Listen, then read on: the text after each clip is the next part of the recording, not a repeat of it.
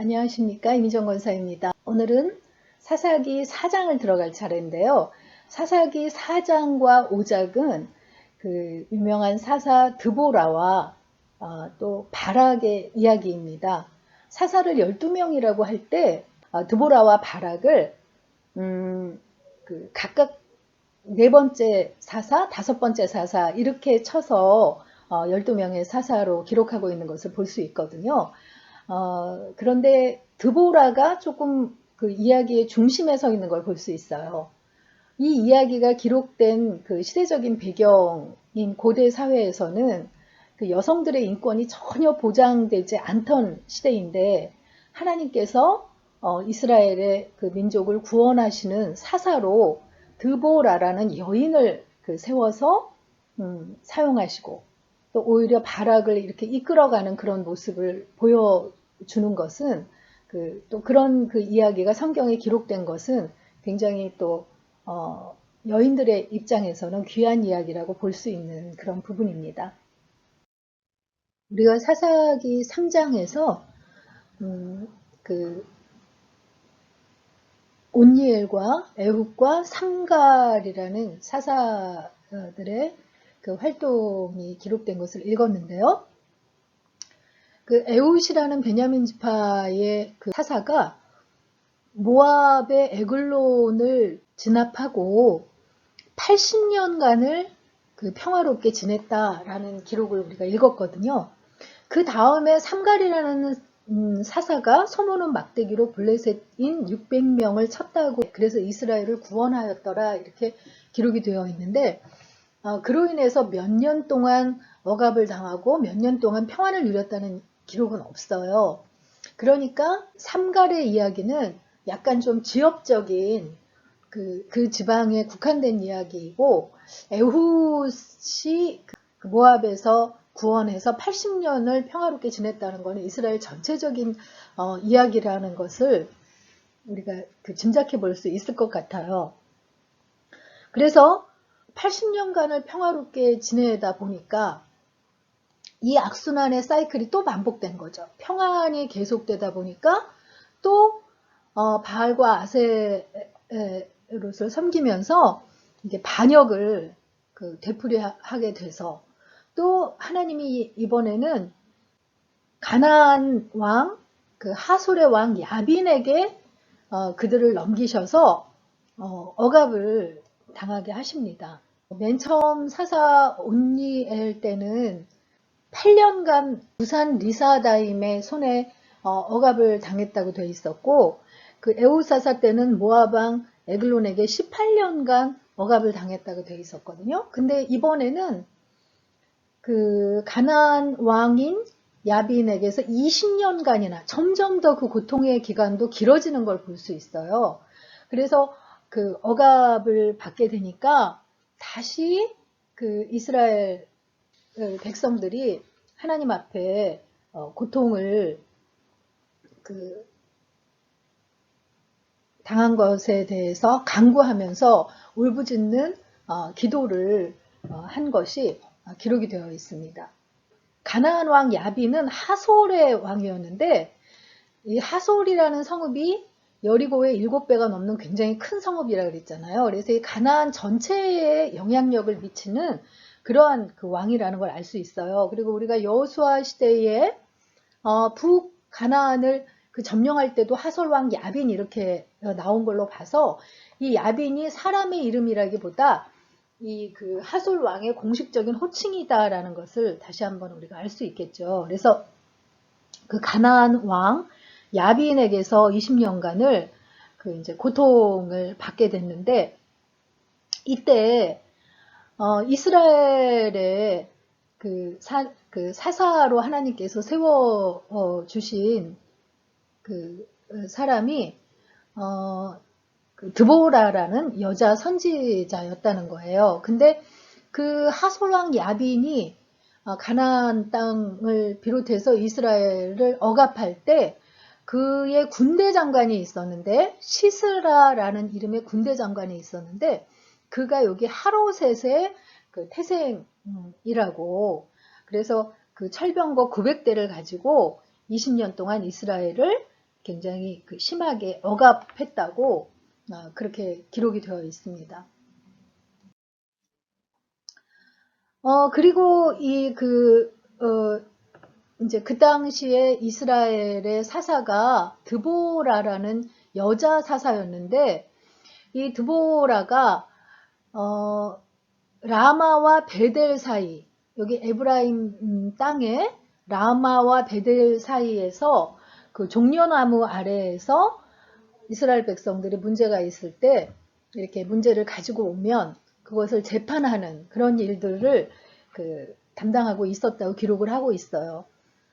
그 당시에 사사는 전쟁이 나면 전쟁을 이끌어서 이스라엘 백성들을 구원하기도 했지만, 평상시에는 이렇게 옳고 그름을 가려주는 재판관의 역할을 하는 그것이 있었다고 우리가 개론 시간에 이야기를 했잖아요. 그런데 이 드보라가 종려나무 아래에서 재판을 했다라고 특별하게 기록이 되어 있는데, 이스라엘의 종려나무는 이스라엘에서 되게 오래된 식물 중에 하나거든요. 근데 그 열매가 우리나라의 대추하고 비슷하게 달린다고 해서 대추야자나무라고도 이렇게 부르고 있습니다. 그래서 성지순례를 다녀오신 분들이 이게 기념 선물로 대추야자를 이렇게 갖다 주시는 걸 저도 받아서 먹어봤는데 굉장히 달더라고요. 그래서 꿀처럼 단 열매라고, 그걸 또 더더군다나 말렸으니까 더 농축돼가지고 굉장히 달던데, 그런 종려나무 열매가 이스라엘의 대표적인 상품이기도 하다는 거죠. 그런데 이스라엘에서 종려나무에 앉아 있었다, 종려나무 아래에 앉아 있었다라는 말은 좀 은유적인 표현이거든요. 그 표현이 어떤 의미를 지니는 거냐면, 정직과 공의, 공정한 삶을 살았다라는 그런 의미라고 해요. 그러니까 종려나무 아래서 이렇게 재판도 하고 옳고 그름을 가리는 일이 많이 있었던 모양이에요. 그래서 그런 은유적인 표현이라고 합니다. 그런데 하루는 드보라가 사람을 보내서 납달리의 게데스라는 곳에 살고 있는 아비노함의 아들 바락에게 불러왔어요. 그래서 어떤 말을 전했냐면, 주 이스라엘의 하나님이 분명히 이렇게 명령하셨다. 너는 납달리 지파와 스불론 지파에서 10,000명을 이끌고 다볼산으로 가거라. 야빈의 군 지휘관 시스라와 그의 철병거와 그의 많은 군대를 기송강가로 끌어들여서 너의 손에 넘겨줄 것이다. 하나님께서 그렇게 넘겨줄 것이라고 말을 전한 거죠. 그러니까 이 게데스의 바락을 불러다가 납달리 지파하고 스불론 지파에서 10,000명을 불러다가 이 다볼산으로 군대를 집결해서 가라는 거예요.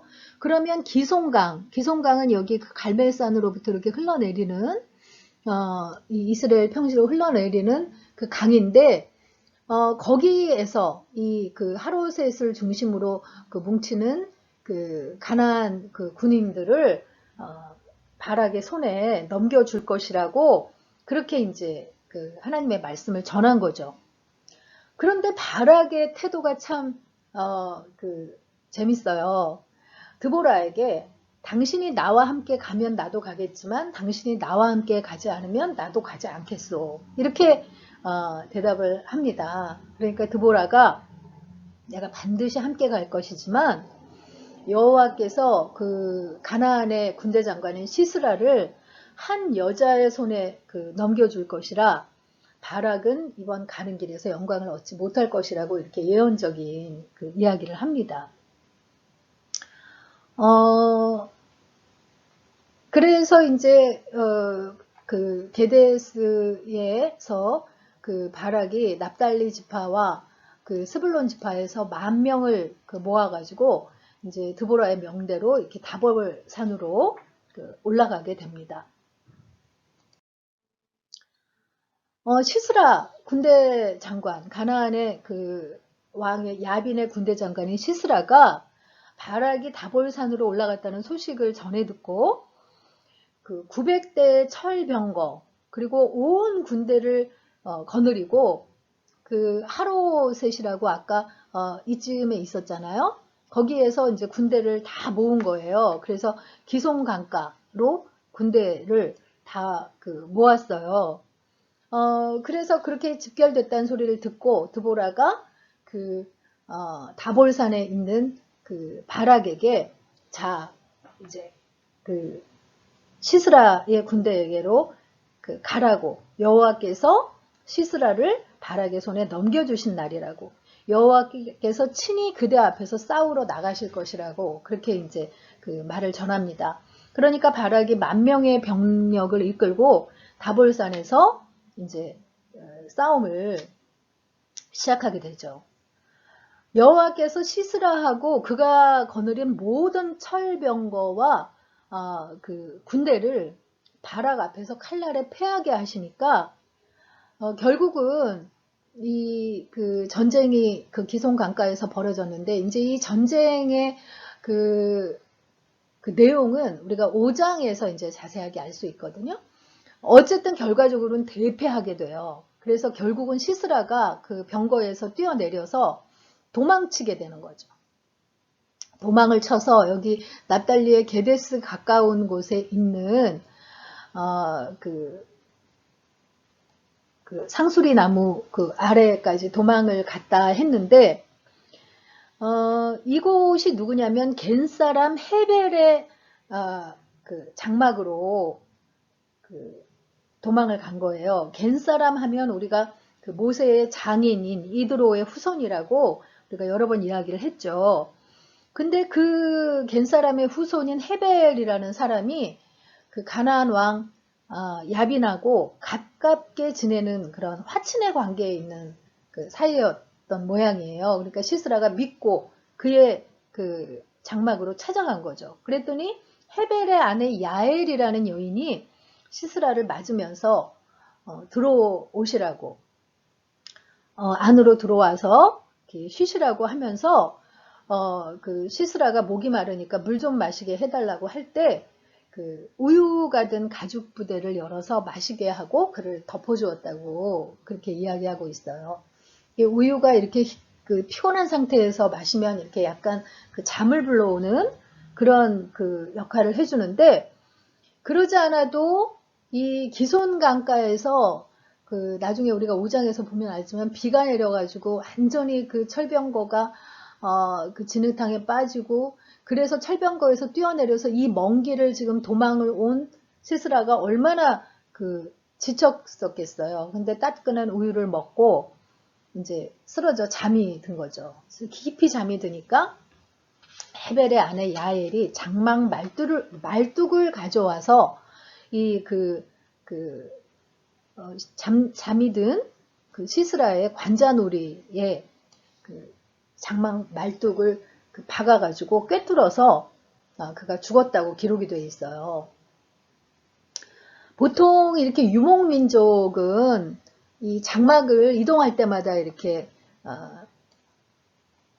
치고 또 이제 옮길 때는 또 그것을 거두어가고 하는데 이 장막을 칠 때도 남자들은 무거운 장막을 이렇게 들어 올리고 다른 일을 할 때 여자들이 여기 그 장막의 말뚝을 박는 일을 여자들이 평소에 했다고 해요. 그러니까 아무리 야엘이 그 용기가 있는 여인이라 할지라도 군대 장관이 잠들어 있는데 이런 일을 그 시도한다는 게 쉬운 일은 아니잖아요. 근데 평소에 그런 장막에 말뚝 받는 일들을 일상적으로 해왔기에 이제 두려움 없이 그 단번에 그 시스라의 관자놀이에 그의 그 말뚝을 박아서 시스라를 죽게 했다는 거죠. 그러니까 드보라의 예언대로 바락이 시스라를 잡은 게 아니라 한 여인 야엘이 이제 그 시스라를 이제 죽게 했다는 것을 알 수 있습니다. 그래서 나중에 그 쫓아온 그 바락에게 야엘이 어서 들어가라고 장군께서 찾고 계신 그 시스라가 여기 있다고 그렇게 이제 보여주는 그런 이야기로 4장을 마무리 짓고 있습니다. 그래서 이 4장의 묵상 포인트는요. 하나님께서 어떤 감동을 주실 때 바락처럼 조건을 달고 순종하는 모습이 있는지 돌아봅시다 하는 것입니다. 하나님께서 어떤 일을 이렇게 하라고 마음에 이렇게 감동을 주실 때 무조건 순종하는 편인지 아니면 자꾸 이런 어떤 토를 달게 되는 모습이 우리한테 있는지 한번 돌아보는 그런 시간이 되었으면 좋겠습니다. 하나님께서는 무조건적인 순종을 하는 사람에게 확실하게 역사하시는 그런 기록들을 우리 많이 남겨주고 계시죠? 우리 사사기 4장 읽고 마치도록 하겠습니다. 4장. 에후시족은이 이스라엘 자손이 또 여호와의 목전에 악을 행하매 여호와께서 하솔에서 통치하는 가나안 왕 야빈의 손에 그들을 파셨으니 그의 군대 장관은 하롯의 탁고임에 거주하는 시스라요. 야빈 왕은 철병거 900대가 있어 20년 동안 이스라엘 자손을 심히 학대했으므로 이스라엘 자손이 여호와께 부르짖었더라. 그때에 라피드 세안의 여 선지자 드보라가 이스라엘의 사사가 되었는데 그는 에브라임 산지 라마와 베델 사이 드보라의 종려나무 아래에 거주하였고 이스라엘 자손은 그에게 나아가 재판을 받더라. 드보라가 사람을 보내어 아비노함의 아들 바락을 납달리 게데스에서 불러다가 그에게 이르되 이스라엘의 하나님 여호와께서 이같이 명령하지 아니하셨느냐. 너는 납달리 자손과 스불론 자손 10,000명을 거느리고 다볼산으로 가라. 내가 야빈의 군대 장관 시스라와 그의 병거들과 그의 무리를 기손강으로 이끌어 내게 이르게 하고 그를 내 손에 넘겨주리라 하셨느니라. 바락이 그에게 이르되 만일 당신이 나와 함께 가면 내가 가려니와 만일 당신이 나와 함께 가지 아니하면 나도 가지 아니하겠노라 하니 이르되 내가 반드시 너와 함께 가리라. 그러나 내가 이번에 가는 길에서는 영광을 얻지 못하리니 이는 여호와께서 시스라를 여인의 손에 파실 것임이니라 하고 드보라가 일어나 바락과 함께 게데스로 가니라. 바락이 스불론과 납달리를 게데스로 부르니 10,000명이 그를 따라 올라가고 드보라도 그와 함께 올라가니라. 모세의 장인 호밥의 자손 중 겐 사람 헤벨이 떠나 게데스에 가까운 사하나님 상수리 나무 곁에 이르러 장막을 쳤더라. 아비노함의 아들 바락이 다볼산에 오른 것을 사람들이 시스라에게 알리매 시스라가 모든 병거 곧 철병거 900대와 자기와 함께 있는 모든 백성을 하롯의 탁고임에서부터 기손강으로 모은지라.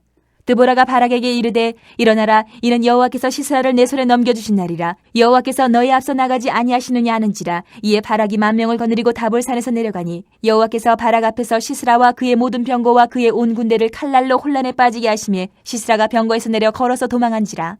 바락이 그의 병거들과 군대를 추격하여 하롯의 탁고임에 이르니 시스라의 온 군대가 다 칼에 엎드러졌고 한 사람도 남은 자가 없었더라. 시스라가 걸어서 도망하여 겐 사람 헤벨의 아내 야엘의 장막에 이르렀으니 이는 하솔 왕 야빈과 겐 사람 헤벨의 집 사이에 있는 화평이 있음이라. 야엘이 나가 시스라를 영접하며 그에게 말하되 나의 주여 들어오소서. 내게로 들어오시고 두려워하지 마소서 하매 그가 그 장막에 들어가니 야엘이 이불로 그를 덮으니라. 시스라가 그에게 말하되 청하노니 내게 물을 조금 마시게 하라. 내가 목이 마르다 하매 우유 부대를 열어 그에게 마시게 하고 그를 덮으니 그가 또 이르되 장막문에 섰다가 만일 사람이 와서 내게 묻기를 여기 어떤 사람이 있느냐 하거든 너는 없다 하라 하고 그가 깊이 잠드니 헤벨의 아내 야엘이 장막 말뚝을 가지고 손에 방망이를 들고 그에게로 가만히 가서 말뚝을 그의 관자놀이에 박음에 말뚝이 꿰뚫고 땅에 박히니 그가 기절하여 죽으니라. 바락이 시스라를 추격할 때 야엘이 나가서 그를 맞아 그에게 이르되 오라 내가 찾는 그 사람을 내가 내게 보이리라 하매 바락이 그에게 들어가 보니 시스라가 엎드러져 죽었고 말뚝이 그의 관자놀이에 박혔더라. 이와 같이 이날에 하나님이 가나안 왕 야빈을 이스라엘 자손 앞에 굴복하게 하신지라. 이스라엘 자손의 손이 가나안 왕 야빈을 점점 더 눌러서 마침내 가나안 왕 야빈을 진멸하였더라.